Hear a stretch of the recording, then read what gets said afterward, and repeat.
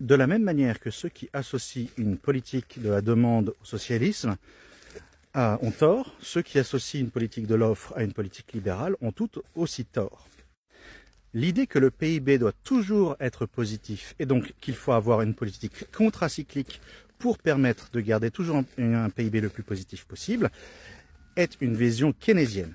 Oui, Keynes était à l'origine un libéral, mais aujourd'hui, tous les économistes libéraux, au moins depuis les années 1930, ne suivent pas le modèle de Keynes et ne considèrent pas Keynes comme étant un libéral.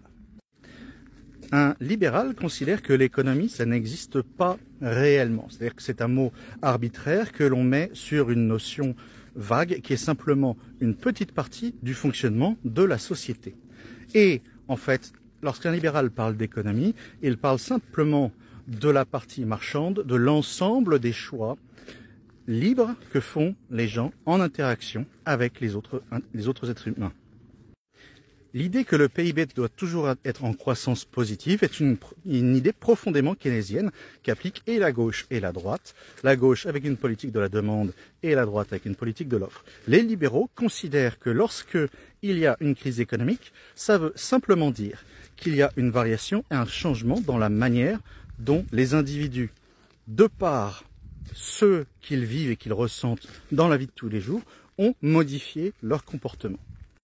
L'offre qui ne correspond plus à la demande des consommateurs doit donc nécessairement disparaître. Ni la gauche ni la droite, en particulier en France, n'acceptent cela, mais pas seulement la gauche et la droite en France. Regardez ce que le président Bush a fait aux États-Unis lors de la crise des subprimes en 2008. La promotion des entreprises pour augmenter la croissance est justement le genre de politique qu'il ne faut pas faire dans une vision libérale. Sauver les banques, sauver les entreprises au bord de la faillite, c'est le meilleur moyen de garantir une crise qui sera beaucoup plus profonde et beaucoup plus longue dans le futur. Ainsi, pour les libéraux, la crise économique que vit la France aujourd'hui, avec en particulier la crise financière et budgétaire, n'est pas liée spécifiquement à la gestion de l'État depuis 2020 par Emmanuel Macron et ses gouvernements. Au contraire, c'est simplement le résultat logique d'une crise profonde qui dure en fait depuis plusieurs dizaines d'années, qui est causée par la tentative successive de tous les gouvernements français depuis 1945 pour garantir que le PIB soit toujours positif, plutôt que de laisser une crise aller à son terme. Keynes disait « à long terme, nous serons tous morts ». Et c'est le principe que tous les élus appliquent depuis 1945. S'il y a une diminution du pouvoir d'achat ou une diminution de l'investissement des entreprises, un ralentissement de la croissance, eh bien, ils vont regarder quelle est la souffrance immédiate et essayer de l'empêcher.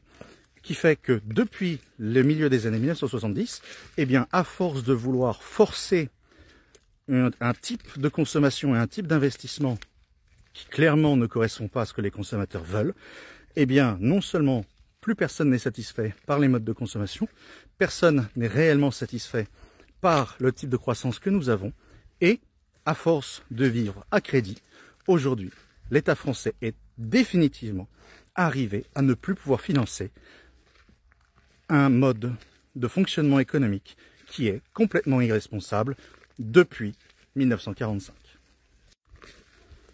Nedelek Lawen.